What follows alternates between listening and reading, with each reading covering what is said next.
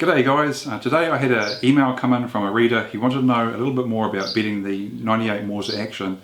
Now there are some difficulties with this, so I thought while I was at it we might as well make a video about it. We'll just have a look at some of the things to go over. And just keep in mind that the action that I'll be using today is just a wrecked action. It's off another rifle, so we won't actually be bedding the rifle. We'll just be having a look at some of the problems that we face with when we bed it. And the stock is the same. This is a stock that came in off an old pig gun, so we'll just use this as an example of what to watch out for. Right, so one of the primary differences between this action and others, especially commercial actions, is that the trigger guard area and magazine are all built in one. Also you've got this pillar built into the trigger guard as well. So that makes this whole system a bit different. And I know most of us like to think of the 98 as a fairly straightforward and robust system which is not too finicky, but actually the opposite is true. Because of this built-in magazine box and pillar, the setup for bedding is highly critical. If you get it wrong even by a small amount, it'll really ruin accuracy, or it can cause feeding problems and jams.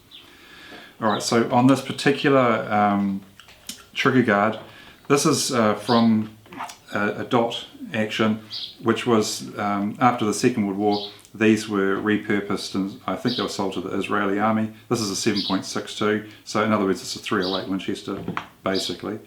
And so they had this block fitted to the front just for the 308, just to shorten it up a bit, and it's got a little bit of a feed ramp on here. But generally speaking, the 98s don't have this little block just here, so you basically just have this magazine box.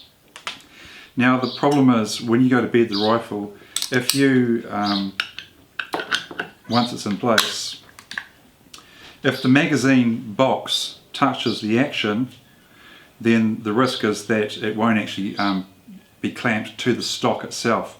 So you've got this clamped up here at full contact with the stock actually able to move. So if you bed the rifle and you get your heights wrong of your bedding, then that is the risk, that you'll put these two parts together, screw it up, but the stock isn't actually really in full contact with the action. So you can imagine the accuracy problems with that. But second to that, if we drop this little wee bit here, and we can see there's a bit of a gap there now, and if you can visualize without the block at the front, if you have the action sitting too high in your bedding, well then after the cure, when you go to feed around home, as the bolt face picks up the cartridge, it will ram it into this gap at the front here. So ideally you want to have about a half a millimeter or about 20 thou gap between this magazine box and the action. And to some extent the same is true of this pillar up the front here. If you've got the pillar in full contact, that might sound good. You might think, well, that means that I'm not crushing the stock. Well, the problem is you might not actually have any tension on the stock whatsoever. So again, it's good to just have this small gap in here. Now the question I had from the reader this morning was, well, is it possible to put a shim in here and then to set up all your dams and get it right that way? Well, you can use a shim, but that you will end up having to take this trigger guard away when you're doing your bedding job. So ideally what you want to do during your bedding job is to inlet your stock and then set your front dam in place, your plasticine dam, and then you put your barreled action in and out of the stock, and you're just checking your heights. But what you're doing is, and here we'll just remove this bolt,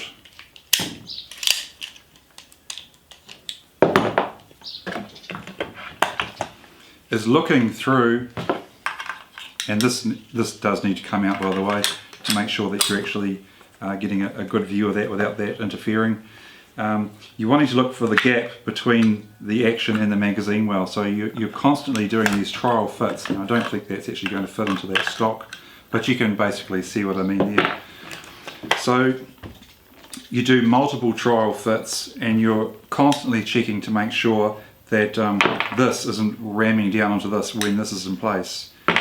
Now after all that's done and you're really happy with that, then you can take these away, and then you can plug this area with plasticine. If you're doing a front and rear bedding job, well, you'll leave this area with no plasticine so that the compound can drain out. But if you're doing a full length bedding job, then you'll fill all the way through here with plasticine. You'll fill up this trigger area here as well. So that's one of the main considerations for this action. The other question that I was asked was, now at the front here you'll see that the hole here is very large to accommodate this pillar. And if you don't plug this hole with something, well then when you pour your bedding compound in during your bedding job, a lot of that compound is going to flow out of that hole, because with just a headless screw here, or some kind of dummy screw, well, you're still going to have this giant gap around this area here. So you're going to end up with compound flowing out of it.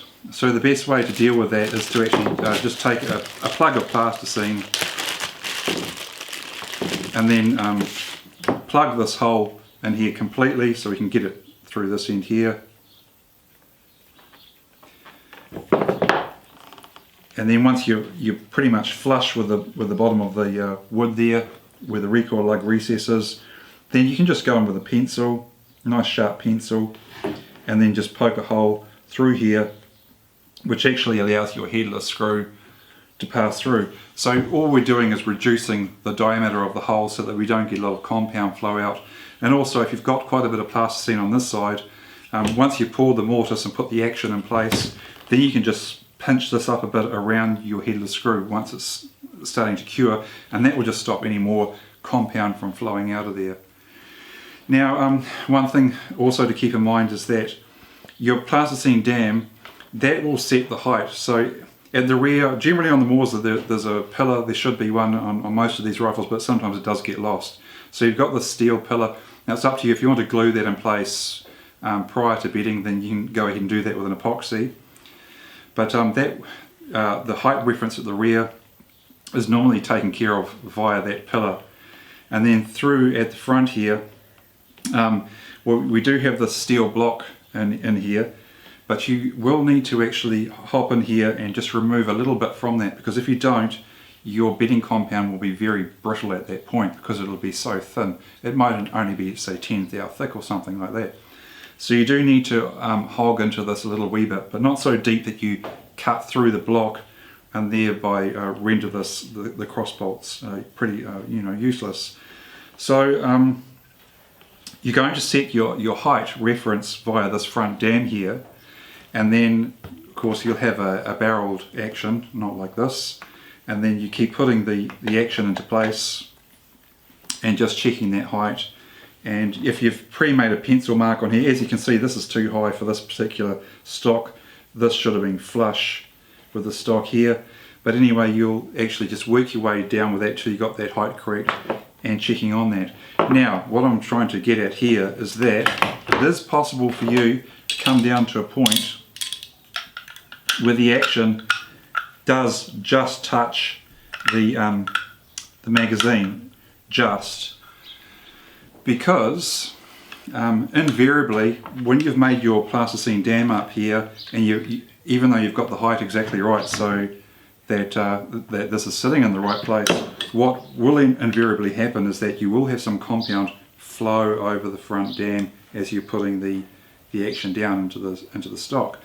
Now that overflow will of course lift the action just ever so slightly, but generally speaking, that is enough to just lift the action and off this floor plate here, off the trigger guard, and just alleviate that tension on the magazine. Now from there, if you want to, if you think, oh, that's still quite close, you can, for example, do a grease imprint. So you put some grease on here, assemble the rifle after bedding, and just see if it's left some kind of a mark on here. And if it has left a mark, then you can just file this off, just a few licks with a file and then some clean sanding, and that will generally alleviate that, and you just put a bit of touch-up glue over that. But if you find that you've got your heights wrong, what the tendency, or what you probably want to do, is really file this right back to get clearance. If you do that, well, then you start mucking around with your magazine capacity, and that actually starts to make feeding a little bit more difficult. So if you've got the height wrong and it's actually too close, it can pay to actually start over with the bedding job. If it's too high, well, then you'll most definitely have to start over if you get jams. So then you'll notice with those, the soft point bullets, they'll just jam in between the action and the magazine, and that will cause you all sorts of problems. So it was a lot to fit in, and I'm sorry we're not going through a full bedding job, but this, as I said, this question came in this morning. A lot of this is explained in our book series, and also you can see just the basic bedding jobs of the likes of the Hauer and Sarko via the instructions we've got online. Now those actions are very much the same. Just one final tip I do want to go over regarding this style of action is that, and this specifically to the CZ as well, sometimes with these actions you see you've got a round and then a square, and normally you would tape off the square face of the lug here, the front of the lug and the bottom here. That just gives it some clearance so that the only face that's really getting a good bite onto the bedding compound is here. So then it can actually recoil. It actually recoils forwards, so it bounces, comes forwards, and then returns to battery. But every now and then what you'll find, and like I said, do pay attention to this on the CZs right up to the big 550s, is that instead of coming down into a taper or a true parallel, every now and then you'll have one that just flares out a bit. There's a bit of a concave there. Now if that is so, then what will happen is after the bedding job's cured and you go to break the action out, well, then it's trapped in place, and you'll have to beat the tar out of it with a block of wood to actually get this to break away.